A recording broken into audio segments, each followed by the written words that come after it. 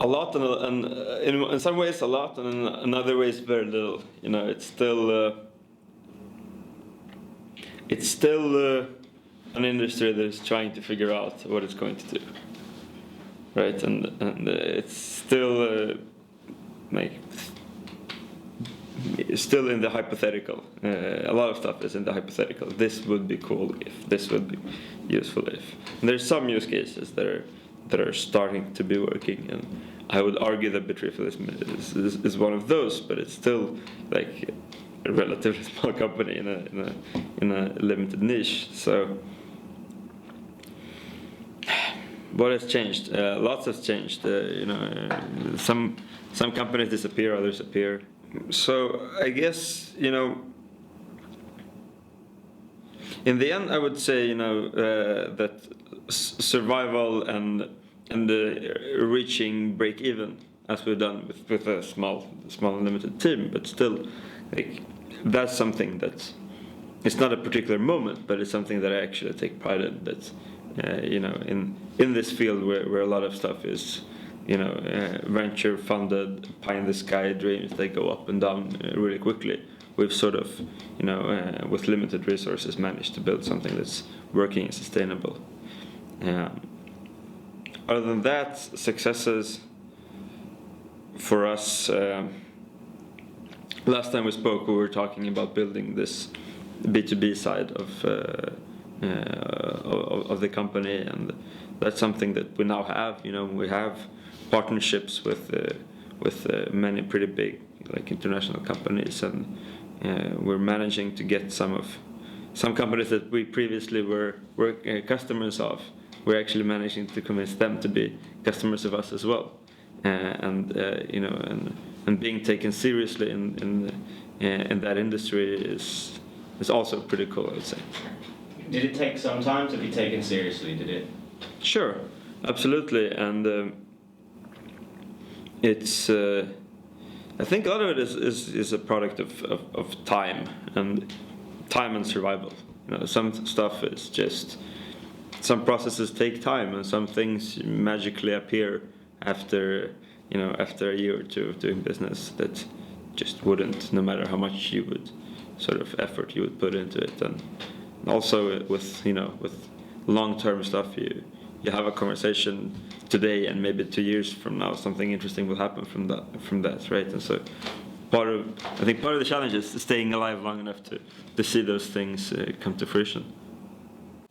Okay, so there's no single greatest moment that stands out as like a turning point that you felt, like maybe even just for yourself, like where you felt, okay, now we're moving, now we're in business. Or has it just been a sort of slow, gradual progression? There's moments like that every month, almost every week, I would say. But I guess that's what makes it a gradual progression. But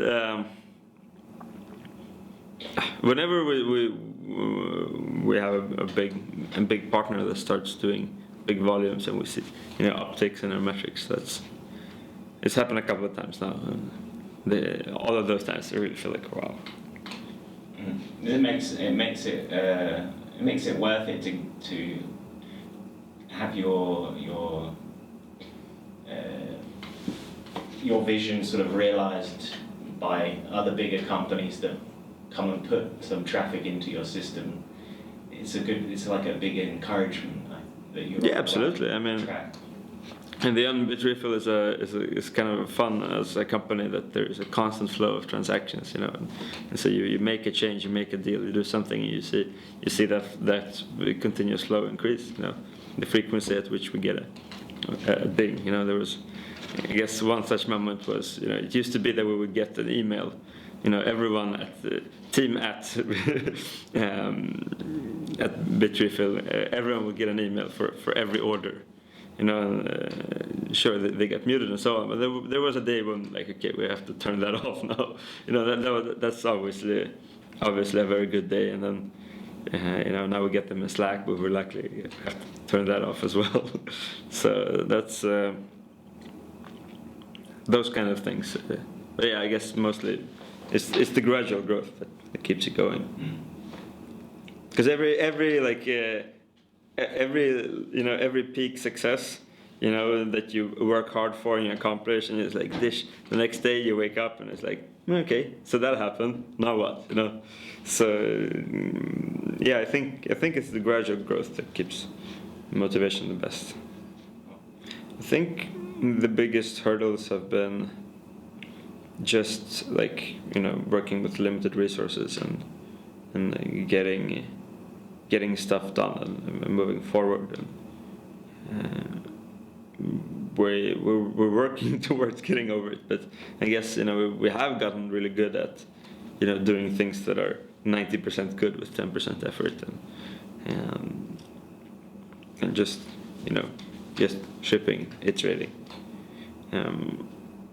Well, I think it's hard. It's hard to it's hard to know what is really a missed opportunity, and because it's hard to know how things would have been in this alternate reality. Have you ever had your system go down at a critical point or anything like? Sure, that happens. That happens, but we've gotten pretty good at dealing with it and sort of moving on. We've had incidents. We've had security breaches. Luckily, our system isn't it's not like a Bitcoin exchange, which is super exposed. We're much less exposed, but still, when little things happen, it's like, what the hell is going on? We had one which turned out to not be our fault, but there was Bitcoins are missing from the hot wallet incident, which forced going through every step, figuring out, okay, what is it, who is it, and going through checking everyone's computers, making sure that no one's got any malware or anything like that. So that was a fun week. In retrospect, fun. At that time, it was just a very bad week. And at the same time, we have things that happen that cause big inflows of customer service tickets and things like that. So, for example, when there's problems on the Bitcoin network, when there's overload, things like that, then we're the ones that get a wave of customer service tickets, and it does happen that you're away for an afternoon and then something happened, either on our side or external and so on, and then you come back and there's 200 tickets.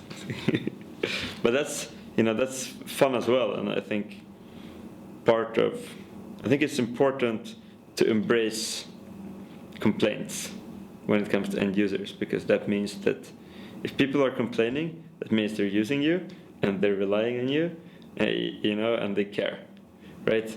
If this was something that was meaningless for everyone, then they wouldn't complain, right? And so obviously, if people complain, you have to fix it and improve. But it's not the end of the world if there's complaint. It's feedback. It was just after there was a big jump up to over 100. I think we were doing maybe 50 transactions a day. Today we're doing around 600 transactions a day. On the consumer side, and then there's also a B2B side, which it's a little spiky because it comes in batches, so it's hard to one day it'll be 0 on that side, one day it'll be 30,000, right? So we've been growing, but with an average rate of 20% every month, and we've kept that up.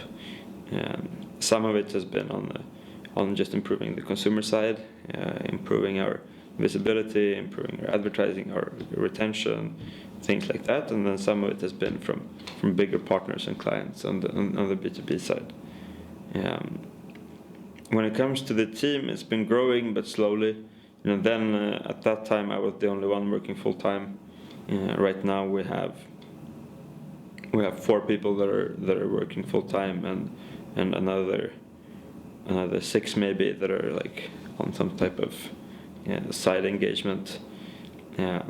So it has grown, even though there's still room in the office for more people, and we are right now hiring pretty actively for well, mainly engineers, but also business development people. Well, my advice is like this: don't listen to anyone's advice, including to mine. Assume that no one always assume the worst about the state of other companies and the industry as well. We constantly notice how like everything is much smaller than it's supposed to be, and it's always everything is much less developed than it's supposed to be. And I would say that I think that. So we initially had a hard time raising money, which then was perceived as a big challenge. But in the end, I think there was a bit of a blessing in that as well. In that this sounds like such a cliche, but like we were forced, to keep costs low and try to find revenues wherever they were. And that's something that in this field, like there's. Like most of the companies are just like science projects going through VC money, and there's a couple of like types of companies that are making some money. I guess mining and exchanges, and like a few others, but most of them aren't making money, which means that they're constantly just blowing up some metric for the next round, and then they're blowing up the next metric for the next round, and so on. And like in the end, there's a risk of just getting further and further away from the real users and the real market. And so if I were to give someone advice who is just starting out, I would just like give them the advice of like make sure you have a very clear plan, I guess, for how you're going to do things, assuming that this is a small and narrow space.